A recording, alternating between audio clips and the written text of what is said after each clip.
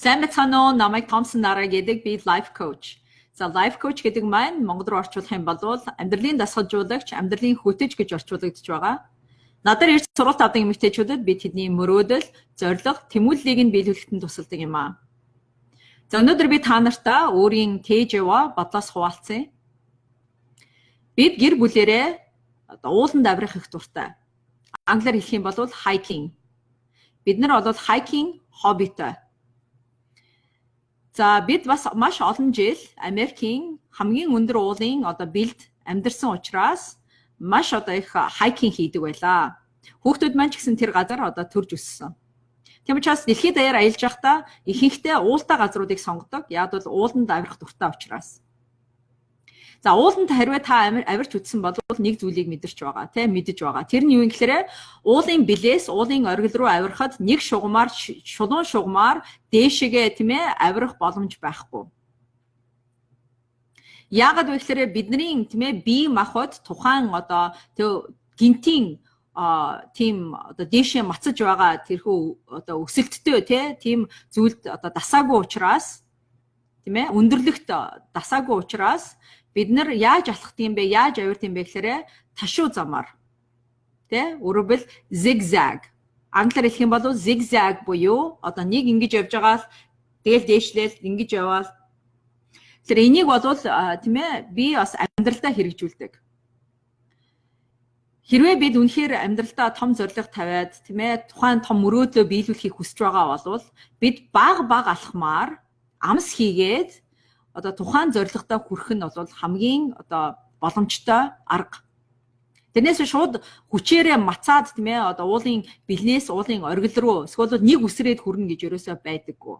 Тийм учраас төвчээртэй багаар өдөр тутам тогтмол үйлдэлүүдээр бид нар өөрийнхөө зорилгыг бүтээх боломжтой.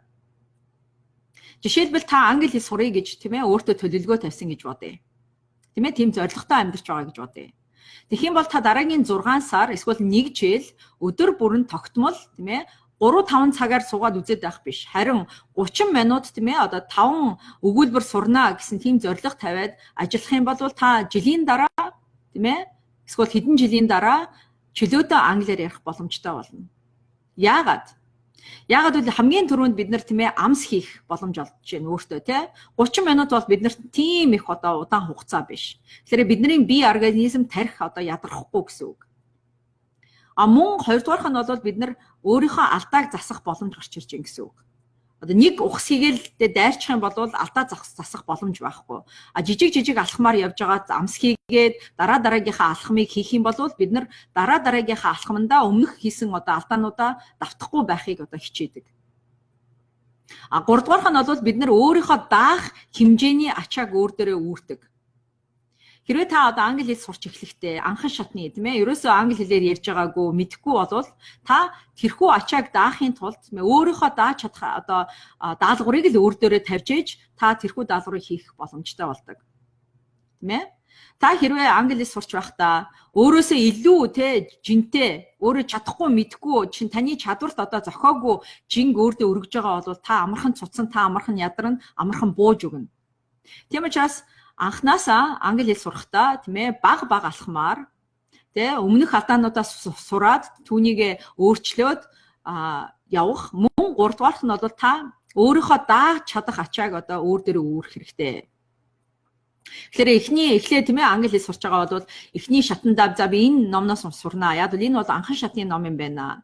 За дараа энийгээ сурч сайн болчоод дараагийнхаа шатанд орноо, дараагийнхаа төвшин рүү орноо гэж тэгж бид нар сурхаас биш, уул руу мацхтаа чигээрэл хамаг хүчээрээ зүтгээд байх бол бид нар хаашаач хүрэх боломжгүй. Бид нар замдаа унаад замдаа бид ядраад тэгээд бууж өгнө. Тийм учраас та хэрвээ өөртөө зорилго тавиад ажиллаж байгаа бол би танд юу гэж зөвлөх вэ гэхээр таны зорилго чинь хамгийн түрүүнд таны дааж чадах зорилго байх хэрэгтэй. Та өнөөдөр энэхүү зорилгыг биелүүлэх боломжтой юу? Мэдээж жоохон хүнд байна л да. Гэхдээ л та дааж чадах тийм зорилго өөр дээр тавих хэрэгтэй. Хоёрдугаарт та өдөр тутам тогтмол 30 минут ч юм уу 1 минут 1 цаг ч юм уу өөрийнхөө тавьсан зорилгот заавчгүй зарцуулж байх хэрэгтэй. Гуравдугаарх нь бол та төвчээртэй хандах хэрэгтэй. Яг бол ямар нэгэн шинэ зүйл сурч байгаа бол шинэ зүйлийн төлөө ажиллаж байгаа бол бид нар цаг хугацаа хэрэгтэй байдаг. Тэр бол зайлшгүй. Тэгээ нэг өдөр би тэг англи сурна гэж байхгүй. Тийм ээ. Нэг өсрөл дээр бид нар уулын оргилд гарна гэж байхгүй. Тийм учраас бид нар өөртөө бас төвчээртэй хандах хэрэгтэй. Бид нар цаг шаардна гэдгийг мэдэж одоо байх хэрэгтэй. За би танд энэхүү сургалт таалагдсан байх гэж найдаж байна. Хэрвээ таалагдсан бол та тийм ээ одоо нэмэх тэмдэг үлдээгээрэй.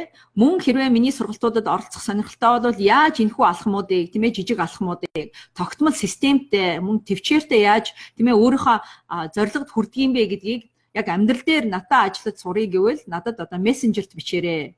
Мөн одоо миний 8 сард болох одоо сургалтуудад оролцоорой. Дараагийн сургалт хүртэл баяртай. Удахгүй уулзцгаая.